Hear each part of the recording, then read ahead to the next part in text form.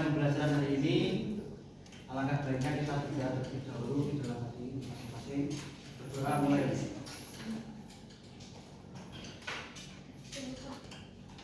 Berdoa selesai.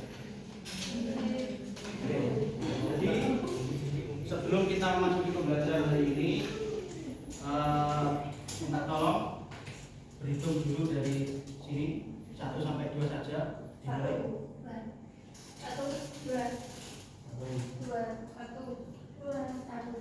1.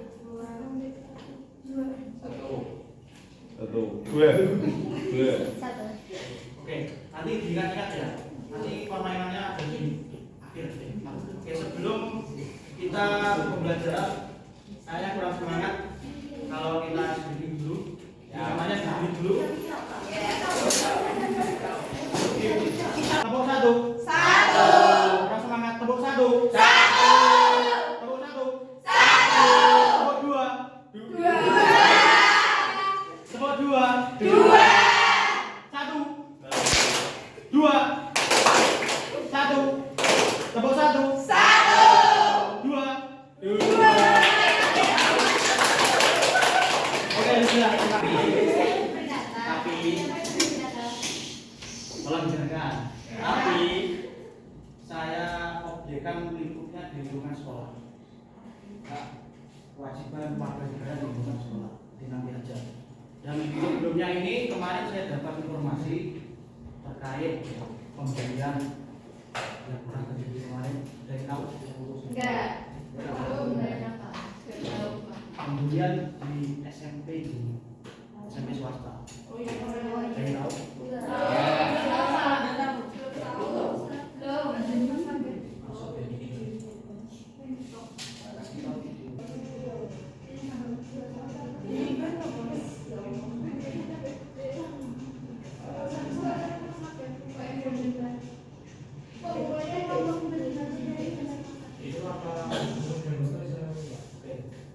Jadi bagaimana tanggapan kalian terkait tragedi Jun tadi? Miris itu siapa yang dapat? Itu ada keterkaitannya dengan materi hukum dan hak kewajiban warga.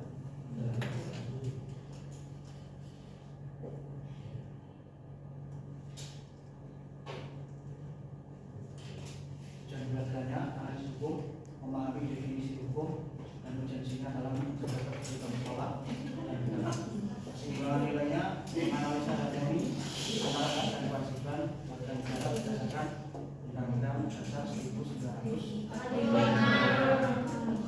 Dan terakhir nanti kalian melakukan secara khusus terdapat secara logis dan santun dalam perundungan atau bullying melalui menghidupkan nanti akan saya sampaikan.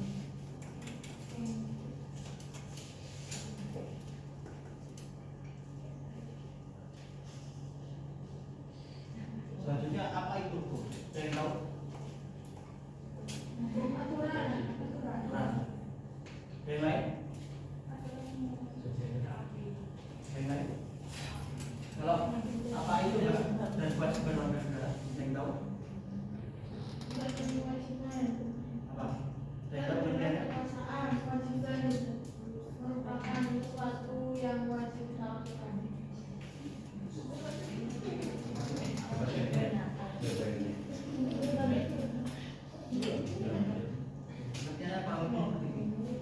Hukum adalah aturan yang dapat dipaksakan. Jadi dipaksa harus menaati apa aturan yang dibuat. Contoh aturan dengan hukum dan hak kewajiban negara. Hak dan kewajiban negara, hak dan kewajiban bersifat seimbang dan tidak dapat dipisahkan. Jika seseorang hanya menuntut haknya tanpa melaksanakan kewajiban, maka akan terjadi ketidakadilan. Yang tahu contohnya?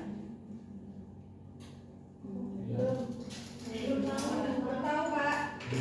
Contohnya itu hak kita membayar pajak dan kewajiban kita yang membayar.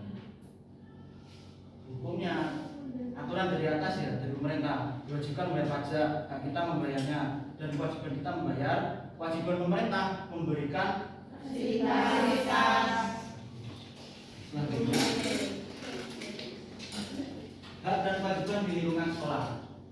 Pertama, siswa mendapatkan pendidikan, mendapatkan perlindungan, belajar dengan aman, di lingkungan yang nyaman dan sehat. Kewajiban siswa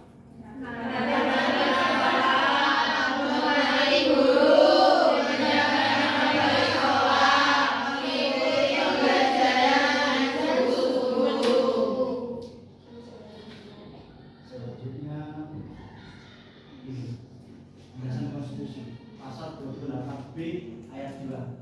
Setiap anak berhak atas kelangsungan hidup, tumbuh dan berkembang serta berhak atas perlindungan dari kekerasan dan diskriminasi. Contohnya di video awal tadi, tidak boleh ada bullying. Karena di sini teman-teman adik-adik dibully. Dibully sambung.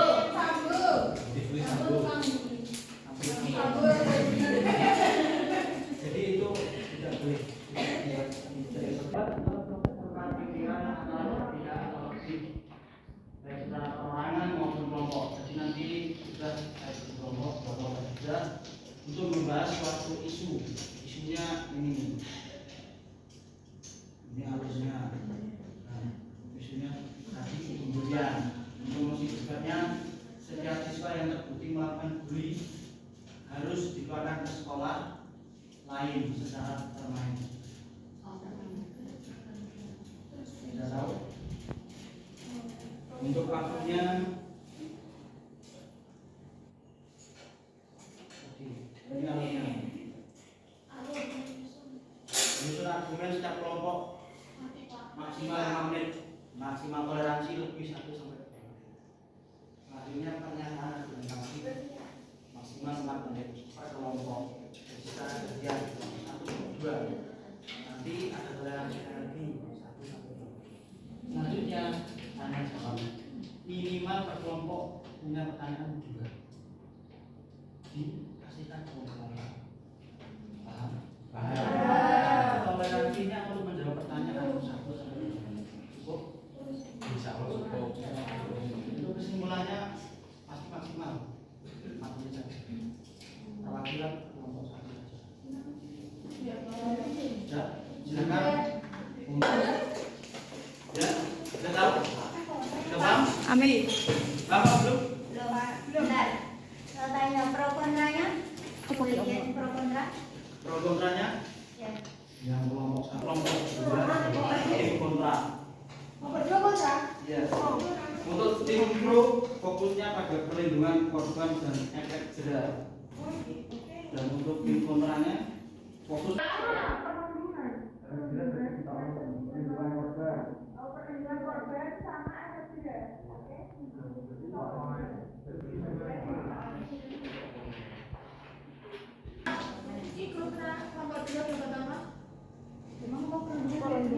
Berfokusnya, fokusnya pak, fokusnya. Saya tuh bahasa mana? Ini Boleh kok juga.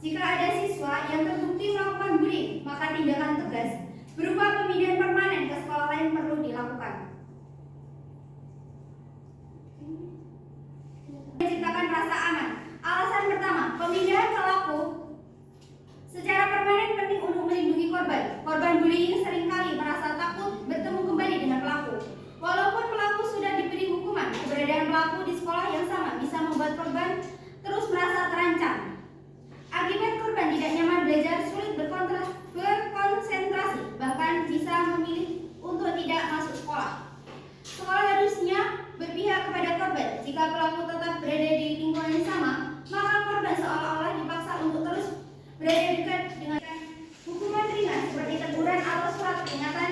Pelaku bisa saja menganggap perbuatan tidak serius. Bahkan siswa lain dapat berpikir bahwa bullying tidak memiliki konsekuensi besar. Dengan aturan bahwa pelaku bullying yang terbukti akan dipidana secara permanen, siswa akan berpikir pelaku bullying secara permanen bukanlah solusi yang adil atau mendidik atau tidak efektif. Bullying memang harus ditindak tegas, tetapi hukuman permanen beresiko menghilangkan hak pendidikan siswa dan mengabaikan fungsi sekolah sebagai tempat pendidikan karakter. Masalahnya, siswa pelaku bullying biasanya berada dalam usia perkembangan. Mereka belum tentu sepenuhnya memahami dampak tindakannya atau mungkin memiliki latar belakang masalah keluarga, lingkungan, atau emosi yang belum ditangani. Jika akan dikeluarkan secara permanen, justru sekolah melepas tanggung jawab untuk membantu memperbaiki perilaku siswa tersebut. Sanksi boleh tegas, tetapi tidak boleh sampai menghancurkan masa depan pendidikan anak. Tujuan sekolah bukan hanya membuat siswa pandai secara akademik, tetapi juga menuntut mereka menjadi pribadi yang bertanggung jawab, empati, dan mampu hidup bersama orang lain. Karena itu, ketika ada siswa melakukan bullying, sekolah harusnya menjadikan kasus tersebut sebagai kesempatan untuk pembinaan karakter. Bukan disadarkan, akibatnya perilaku tersebut bisa berlanjut sampai di luar sekolah. Jadi, sanksi boleh tegas, tetapi tidak boleh sampai menghancurkan masa depan pendidikan anak. Seperti dikeluarkan, bagaimana cara menjamin keamanan korban di sekolah? Menjawab pertanyaan dari kelompok kontra. Pro ya. Nah, kami akan tetap mendukung adanya sanksi yang tegas terhadap perilaku bullying. Namun sanksi tegas tidak harus selalu berupa pengeluaran permanen. Keamanan korban dapat dijamin melalui langkah-langkah yang jelas dan cepat, yaitu sekolah harus segera memisahkan pelaku dari korban. Misalnya dengan pemindahan kelas pelaku, membatasi akses pelaku terhadap korban, atau memberi skorsing sementara selama proses penanganan. Dengan begitu, korban tidak akan dipaksa bertemu langsung dengan pelaku. Dan sekolah juga bisa memberikan perlindungan khusus kepada korban. Korban perlu didampingi oleh guru BK, wali kelas, dan orang tua. Sekolah juga harus menyediakan jalur pelaporan yang aman agar korban bisa melapor jika masih mendapat ancaman atau tekanan dari pelaku. Dan korban itu masih di situ, konteksnya katanya ada bimbingan sosial.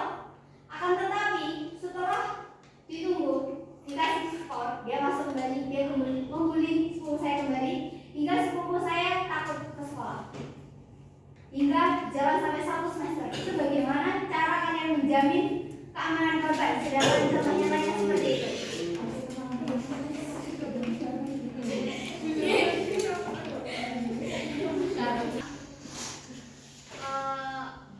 Pelaku harus mendapat konsekuensi berat seperti skorsing, seperti tadi yang dijelaskan Renata. Surat peringatan juga harus, memanggil orang tua, konseling wajib membimbing pelaku tersebut. Jika pelaku mengulangi perbuatannya atau kasusnya sangat berat, bahwa sekolah dapat mempertimbangkan sanksi yang lebih berat, termasuk pemindahan sekolah. Jangan dikeluarkan, gitu.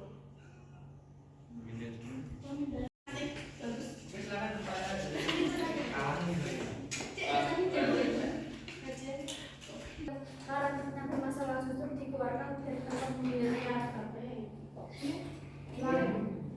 Jika tujuan pendidikan adalah membentuk karakter, mengapa siswa yang karakternya bermasalah susuk dikeluarkan dari tempat pembinaan karakter? Tujuan pendidikan memang membentuk karakter, namun pembinaan karakter tidak berarti semua kesalahan harus dibina di tempat yang sama, apalagi jika keberadaan pelaku masih membahayakan korban. Dalam kasus bullying, ada 2 hal yang harus dilindungi sekaligus, pembinaan pelaku dan keamanan korban. Jika pelaku tetap berada di sekolah yang sama, korban bisa terus. Apakah ada kesalahan dari sistem sekolah sehingga tidak bisa membina karakter siswa yang membuli? Pertanyaan dari tim kontra. Memang bisa saja ada kekurangan dari sistem sekolah dalam membina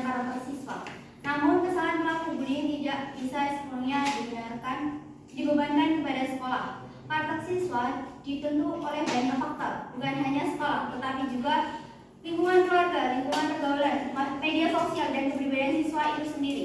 Jadi ketika seorang siswa melakukan bullying tidak adil, jika sekolah dianggap sebagai satu-satunya pihak yang gagal atau sistemnya dianggap gagal. Selain itu, meskipun sekolah memiliki tugas membina, sekolah juga memiliki tugas melindungi seluruh siswa. Jika ada siswa yang sudah terbukti melakukan bullying, maka sekolah harus mengambil tindakan tegas agar korban tidak terus merasa terancam. Pemindahan pelaku ke sekolah lain bukan berarti sekolah lepas tanggung jawab. Justru itu bisa menjadi bentuk evaluasi dan tindakan. Kesimpulan masing-masing kelompok. Iya, Pak, ya. Kesimpulan dari kami tim pro yaitu bahwa bullying adalah tindakan serius yang tidak boleh dianggap sebagai kenakalan biasa. Walaupun tujuan pendidikan adalah membentuk karakter, sekolah juga memiliki tanggung jawab utama untuk melindungi korban dan menciptakan lingkungan belajar yang aman. Jadi kami tim pro tetap mendukung mosi bahwa siswa yang terbukti melakukan bullying harus dipindahkan ke sekolah lain karena kebijakan ini bisa melindungi korban, menjaga keamanan sekolah dan konsekuensi kepada pelaku dan tetap membuka kesempatan bagi pelaku untuk memperbaiki diri. Sekian dan terima kasih. Kesimpulan dari tim kontra, bullying harus tetap diberi sanksi tegas agar korban merasa aman dan terlindungi. Namun sanksi tegas tidak harus selalu berupa pengeluaran permanen dari sekolah. Sekolah tetap harus mempertimbangkan hak pendidikan siswa dan menjalankan tugasnya dalam pembinaan karakter. Keamanan korban dapat dijamin melalui pemisahan korban dan pelaku, pendampingan korban, pengawasan ketat, konseling wajib, pemanggilan orang tua serta sanksi bertahap. Jika pelaku terus mengulangi perbuatannya atau kasusnya sangat berat, barulah sanksi yang lebih berat dapat diterapkan. Jadi solusinya terbaik bukan membiarkan pelaku tanpa hukuman, tetapi memberi sanksi yang tegas, adil dan mendidik agar korban terlindungi dan pelaku tetap memiliki kesempatan untuk memperbaiki diri. Kita saja pelanggan dari ini bisa kita ambil. Harus menghargai hak orang lain, melaksanakan kewajiban kita. Jangan sampai ada niatan buruk terhadap orang lain. Karena kata-kata siapa yang menanam itu manennya. Kalau orang Jawa istilahnya itu mundur papat yang memancer. Apa itu? Jadi gini, saya jelaskan sedikit saja.